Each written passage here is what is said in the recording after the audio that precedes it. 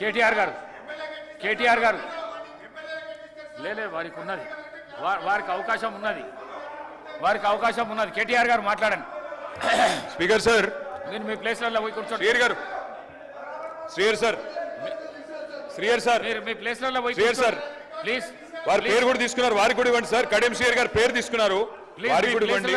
Speaker గారు please ముందు దయచేసి మీకు విజ్ఞప్తి సార్, మీరంటే మాకు అపారమైన గౌరవం ఉంది. స్పీకర్ గారు, గౌరవనీయులు పెద్దలు, మీరంటే మాకు అపారమైన గౌరవం ఉంది.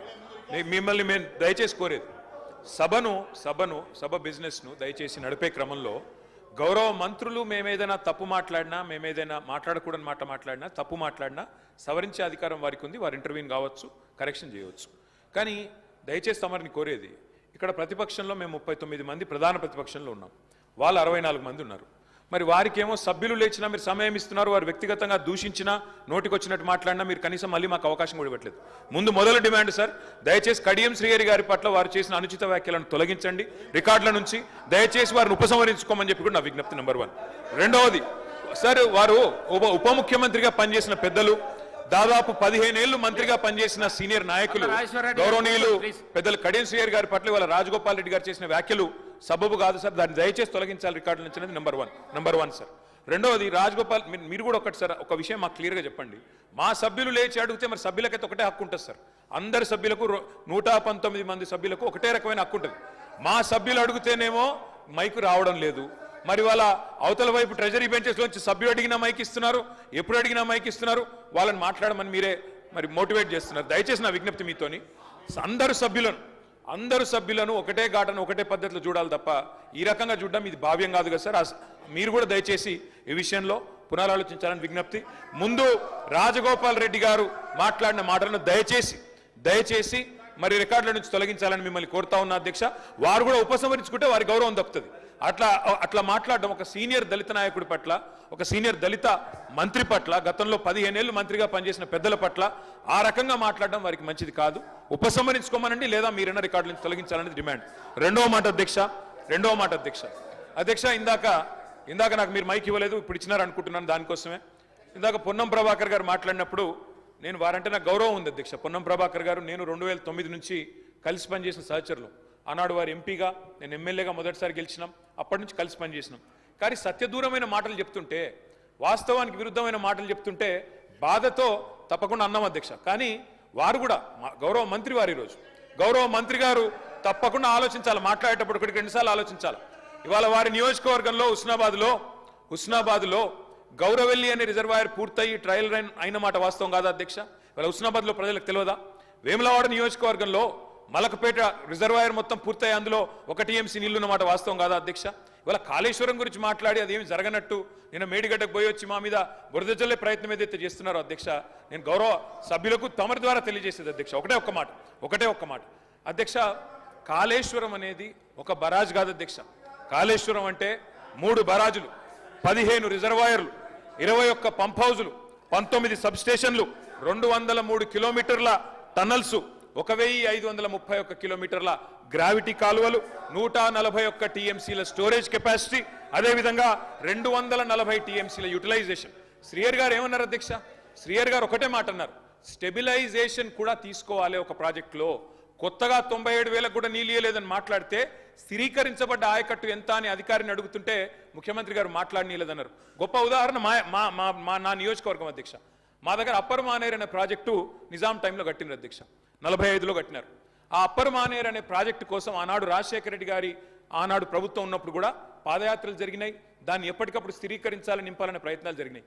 కానీ ఎప్పుడు నింపబడ్డది అధ్యక్ష? మొత్తానికి మల్లన్న సాగర్ కట్టిన తర్వాత మల్లన్న సాగర్ నుంచి వచ్చే కాలువ ద్వారా ఎప్పుడైతే కూడవెల్లిలోకి నీళ్ళు వచ్చినాయో, కూడవెల్లి వాగులోకి ఈరోజు ఏప్రిల్లో ఎర్రటి ఎండల్లో కూడా మా మిడ్ మానేరు, మా అప్పర్ మానేరు ఎండుతున్న మాట వాస్తవమా కాదా?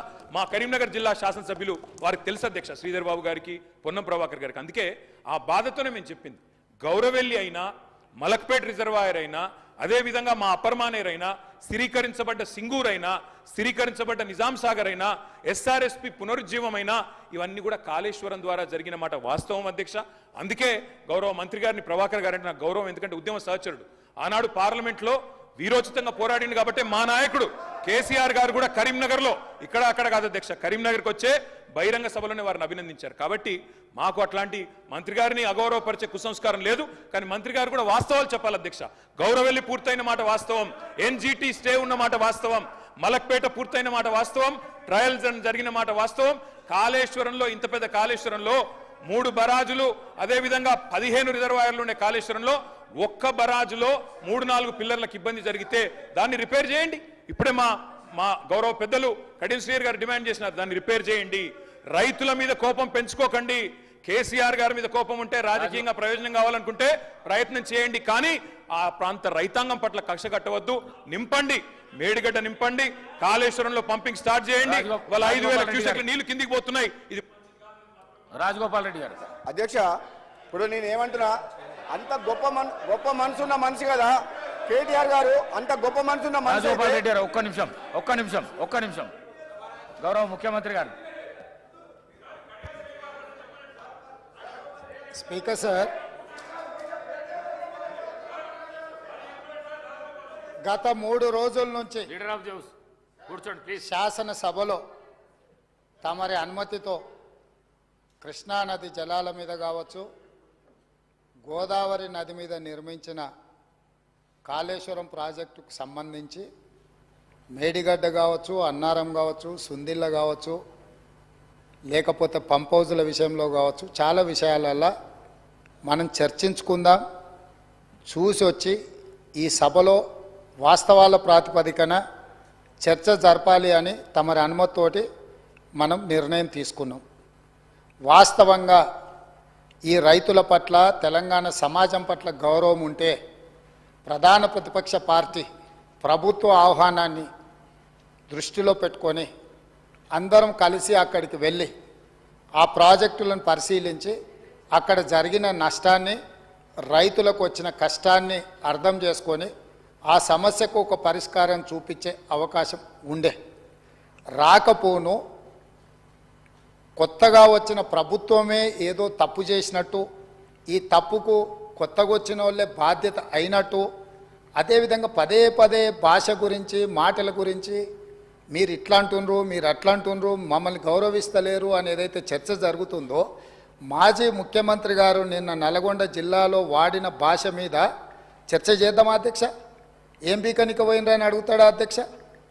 మాజీ ముఖ్యమంత్రిగా 10 ఏళ్ళు పనిచేసి, కేంద్ర మంత్రిగా పనిచేసి, రాష్ట్ర మంత్రిగా పనిచేసి, శాసనసభ్యుడిగా పనిచేసి, పార్లమెంటుగా పనిచేసి, గొప్పలు చెప్పుకొని జబ్బలు జరుచుకునే ఉద్యమకారుని అనేట ఆయన ప్రధాన ప్రతిపక్ష పార్టీ హోదాలో ఉండి ఒక రాష్ట్ర ముఖ్యమంత్రిని పట్టుకొని ఏం బీకనిక పోయినావు అని అడిగితే, రా ఇప్పటికే ప్రజల్ని ప్యాంట్ ఊడబిక్కురు, ఉన్న అంగి చొక్కా కూడా ఊడబిక్తాం.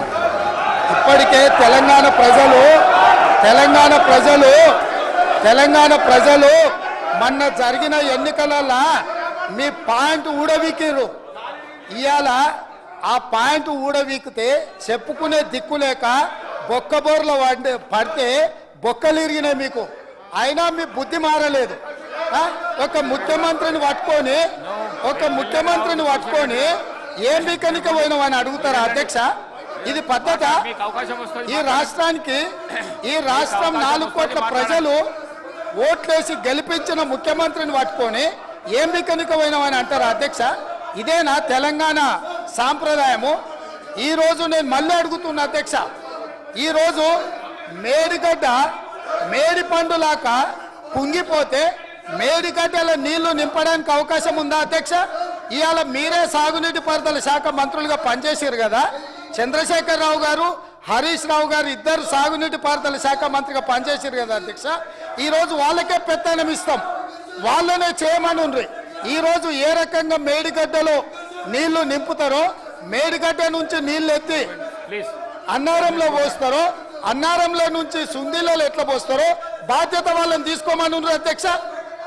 మొత్తం కుంగిపోయి కుప్పగూలిపోతుంటే ఈరోజు అక్కడ నీళ్లు నింపడానికి ఏమాత్రం అవకాశం లేక పూర్తిగా ప్రాజెక్టు దెబ్బతిని ఖర్చు పెట్టిన 94,000 కోట్ల రూపాయలు వృధా అయిపోయి ఈరోజు మొత్తం ప్రాజెక్టే దెబ్బతిన్న పరిస్థితుల్లో ఈ రోజు మీ ప్రజల స్థానాలలో దగ్గరికి కూర్చోండి, మీకు అవకాశం వస్తుంది. వెళ్ళి సమాధానం మీ స్థానాలలో చెప్పుకోలేక పోయి కూర్చోండి. శాసనసభకు రావాల్సిన ఉపనాయకుడు ఇక్కడ సభలోకి రాకుండా పారిపోయి ఈరోజు చర్చ చేద్దామంటే రాకుండా ముఖ్యమంత్రి గారిని పట్టుకొని ఇట్లా మాట్లాడొచ్చా అధ్యక్ష? అందుకే నేను ఒకటే మాట అడుగుతున్నా, మీరు ఇవాళ చర్చకు సిద్ధమైతే పిలువుండి. మీ పార్టీ నాయకుడిని, మీ సభాపక్ష నాయకుడిని చర్చ చేద్దాము. రేపు సాయంత్రం వరకైనా కాళేశ్వరం ప్రాజెక్టు మీద, గోదావరి జలాల మీద ఈ ప్రభుత్వం చర్చ చేయడానికి సిద్ధంగా ఉంది. పారిపోయి ఫామ్ హౌస్లో వండుకొని ప్రతిపక్షాలుగా బాధ్యత నుంచి తప్పించుకొని మీ అవినీతి బయటపడుతుందని, కాళేశ్వరంలో మీ దోపిడీలో జైలుకి వెళ్లాల్సి వస్తుందని కేసీఆర్ ను చంపుతారా అంటారు. ఎవరికి అవసరం ఉంది అధ్యక్ష చంపాల్సిన అవసరం?